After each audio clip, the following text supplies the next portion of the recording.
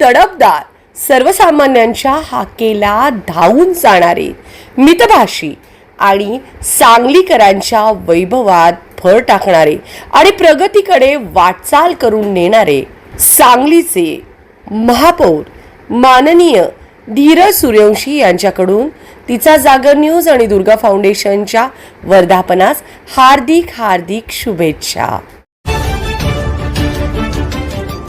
ताज्या बातम्यांसाठी पाहत रहा तिचा जागर न्यूज.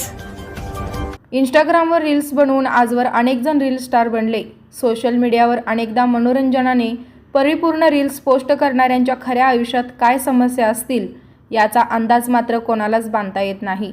सोलापुरातील मंगळवेढ्यातील रोहिणी पराध्ये या रील स्टारने टोकाचे पाऊल उचलल्याने तालुक्यात एकच खळबळ उडाली आहे.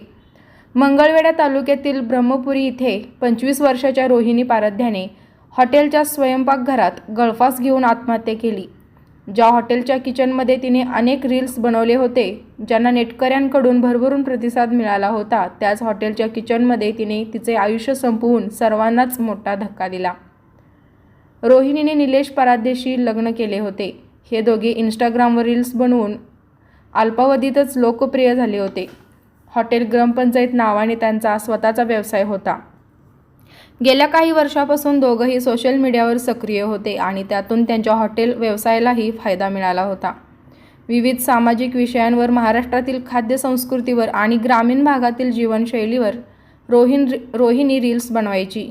याच रील्सच्या आधारे तिने इंस्टाग्रामवर मोठा प्रेक्षक वर्ग निर्माण केला होता. रील्समधून प्रसिद्धी मिळू लागताच हॉटेलचा व्यवसायसुद्धा तेजीतच होता. रोहिणी आणि निलेश यांनी त्यांच्या हॉटेलची आणखी एक नवीन शाखा सुरू करण्याचा विचार केला होता. मात्र त्याआधीच रोहिणीने टोकाचे पाऊल उचलत सर्वांनाच मोठा धक्का दिला आहे. रोहिणीच्या आत्महत्येमागचे नेमके काय अद्याप स्पष्ट झालेले नाही. पोलीस या प्रकरणी अधिक तपास करत आहेत. ब्युरो रिपोर्ट तिचा जागर न्यूज.